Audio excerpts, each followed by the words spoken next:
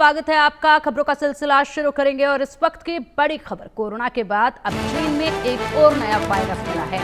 नए वायरस को कहा जा रहा है HKU5CoV2। ये वायरस से दहशत इस वक्त फैली हुई है। चीन में मिला है ये वायरस इंसानों में फैलने से एक कदम दूर है। अभी चीन के वायरस को लेकर अमेरिकी वैज्ञानिकों ने चेतावनी दी है। इंसानों को संक्रमित करने की क्षमता है इसमें।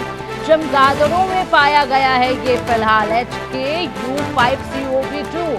फिलहाल ये चमगादड़ों में पाया गया है। कोविड की तरह फैल सकता है ये संक्रमण, ये कहा जा रहा है, और ऐसे में लोगों को भी अपनी चपेट में ले सकता है, यानी कि इंसानों को भी अपनी चपेट में ले सकता है। फिलहाल इसकी पुष्टि की गई है कि ये चमगादड़ों में पाया गया है। पहले कोरोना और उसके बाद अब ये नया वायरस। वाकई में एक के बाद एक जब ये महामारी अब आ रही है सामने, तो पूरी दुनिया पर यह खतरा मंडरा रहा है, क्योंकि इससे पहले कोरोना की जो मार झेली थी पूरी दुनिया ने, बहुत बड़ा नुकसान उस वक्त झेला गया था। उसके बाद अब एक और नया वायरस। इस नए वायरस के नाम से ही दहशत देखी जा रही है। हड़कंप मचा हुआ है चीन में। चीन में ही ये नया वायरस जो है वो पाया गया है, जिसका नाम है HKU5CoV2। और बताया अभी तक यही जा रहा है, अमेरिकी की तरफ से बताया गया है कि फिलहाल ये जो वायरस है ये चमगादड़ों में पाया जा रहा है, लेकिन ये इंसानों पर भी आक्रमण कर सकता है और कोविड की तरह फैल सकता है ये संक्रमण। इसलिए अब देखना ये होगा कि इस वायरस से कैसे निपटा जाएगा। इसके लिए चीन क्या कदम उठाएगा, क्या स्ट्रेटेजी इस वायरस से निपटने के लिए चीन की रहेगी, क्योंकि अभी तक इसके फैलने के कोई केस सामने नहीं आए हैं, मामले सामने नहीं आए हैं। तो ऐसे में चाइना को अभी से कदम उठाने होंगे, इससे पहले ये इंसानों को अपनी चपेट में ले। और उसके बाद एक महामारी जिसको दोबारा झेल रही है पूरी दुनिया, कोरोना जैसी महामारी दोबारा, तो इस महामारी को झेला ही जा रहा है। साथ ही में अगर ये वायरस भी फैलता है तो बड़ी मुसीबत होगी पूरी दुनिया भर के लिए। इंसानों को संक्रमित करने की क्षमता रखता है ये वायरस। फिलहाल इसको चमगादड़ों में पाया गया है। इसके ऊपर रिसर्च अभी की जा रही है, किस तरीके से इससे निपटा जाएगा, क्या इसके सिम्टम्स हो सकते हैं, किस तरीके से इसे देखा जा रहा है। अभी ये तमाम जानकारियां आनी अभी बाकी है, लेकिन एक नई चिंता ये बन सकती है जिस तरीके से नया वायरस पाया जा रहा है। वाकई में बेहद ही ज्यादा अब खौफनाक होती जा रही है वायरस को लेकर। और चलिए अब इसी पर अधिक जानकारी के लिए हमारे खास मेहमानों का रुख करेंगे। हमारे साथ हैं मेडिकल काउंसिल दिल्ली के उपाध्यक्ष डॉक्टर नरेश चावला जी। सर, बहुत स्वागत है आपका इंडिया न्यूज पर।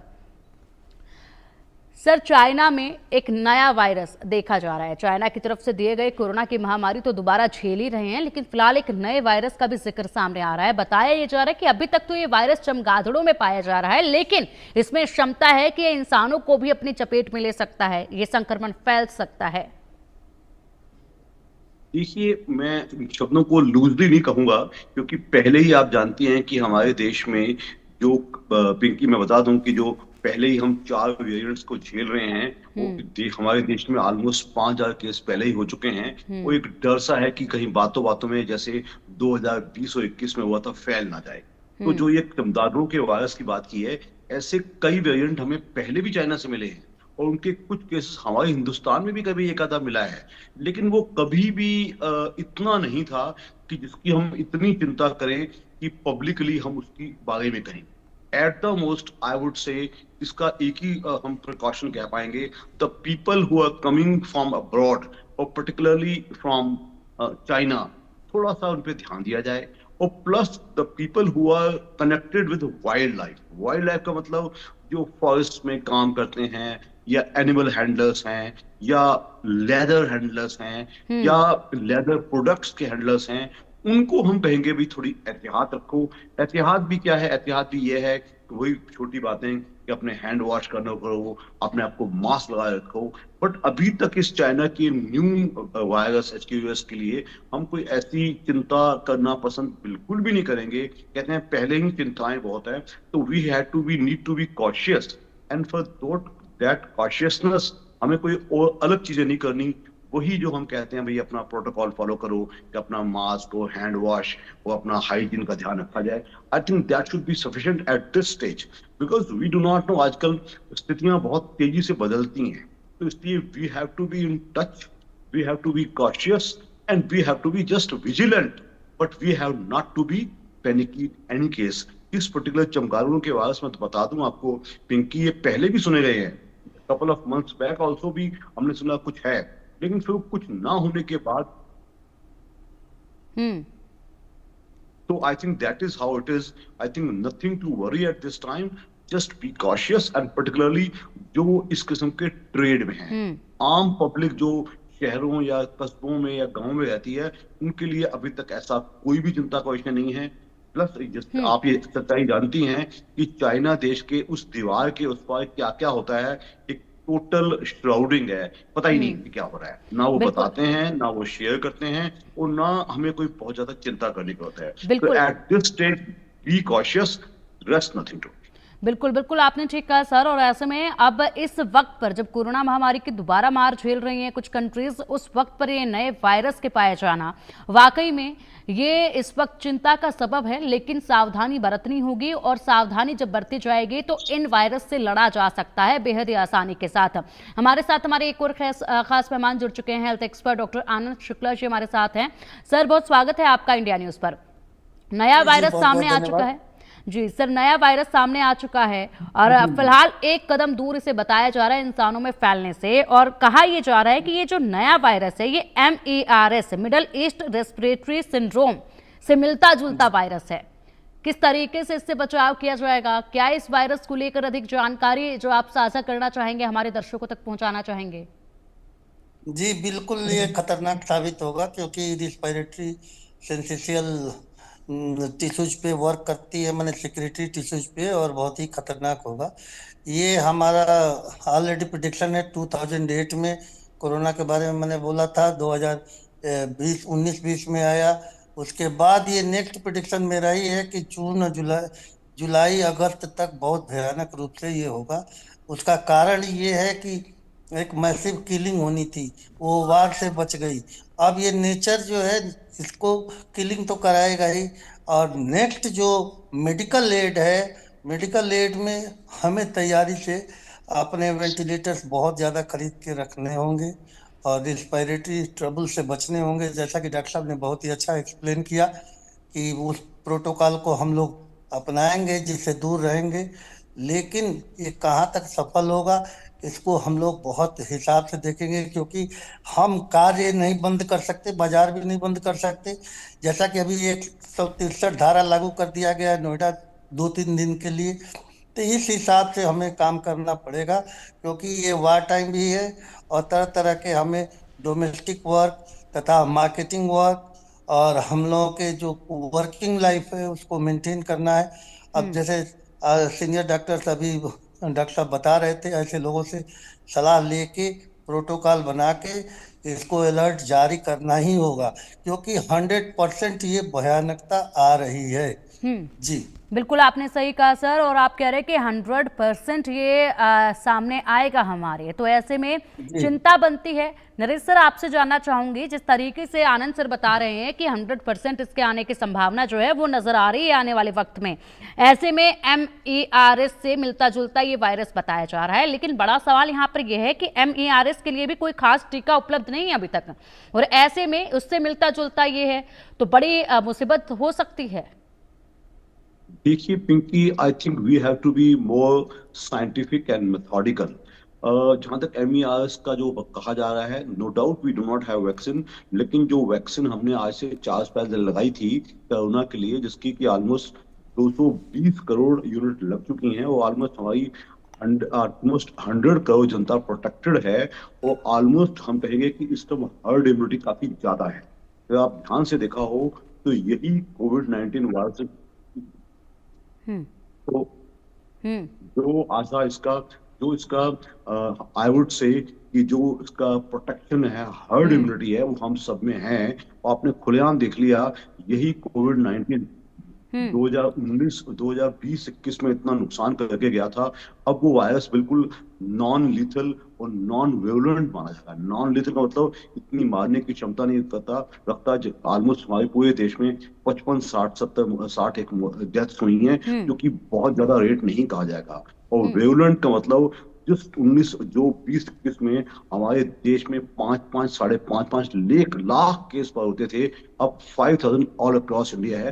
दैट मीन उसकी वेवलेंस कम हो गई है और समहाउ हमारे हिंदुस्तानियों की इम्यूनिटी बेहतर है। तो हम कोई ऐसा एस्ट्रोलॉजिकल प्रोडिक्शन तो नहीं कर पाएंगे, क्योंकि because we do not know हमारे पास कल क्या होने वाला है, वेदर इट इज वॉर्स और it is disease, but we have to be better preparation हर लेवल पे, इंसान के लेवल पे, पब्लिक के लेवल पे, हेल्थ अथॉरिटीज के लेवल पे, हॉस्पिटल लेवल पे, आईसीयू लेवल पे। तो इस किस्म की प्लानिंग के हिसाब से हम करें तो हमें डरने की आवश्यकता बिल्कुल नहीं है। जैसा कि मैं पहले कह चुका हूँ, हम आम जनता को कहते हैं ना, 2021 में मुझे अच्छी तरह याद है, जितनी बीमारी थी उससे 10 गुनी पैनिकीनेस थी।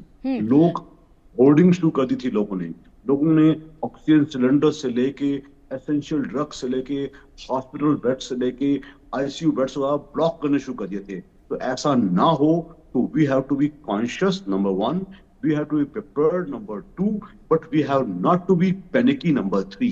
I think इस स्ट्रेटेजी के हिसाब से हम चलें, whether it is the जो 4 वेरिएंट हमारे हिंदुस्तान में भी चल रहे हैं वो हो, चाहे ये threatening new virus from China हो, I would still say nothing to worry, but एक प्रशासन के लेवल पे, साइंटिफिक लेवल पे, at the level of ICMR, at the level of DGHS, सब अपना अच्छे से देखें। लेकिन अभी तक कुल मिला के ऐसा कुछ भी नहीं है जिससे कि हम आम जनता को एकदम सचेत करें कि आप ऐसा हो जाए। लेकिन हाँ, कॉन्शियसनेस, जो कोरोना प्रोटोकॉल है, जो मैं हमेशा हमें हमेशा मैं एक ही बात कहता हूँ, डरिए नहीं, तैयार रहिए। ये बात तो मैं भी मानूंगा, बिल्कुल चावला सर, और इंडिया न्यूज भी बार बार अपने दर्शकों को यही कहता है कि आपको डरने की जरूरत नहीं है, बस सावधानी बरतने की जरूरत है।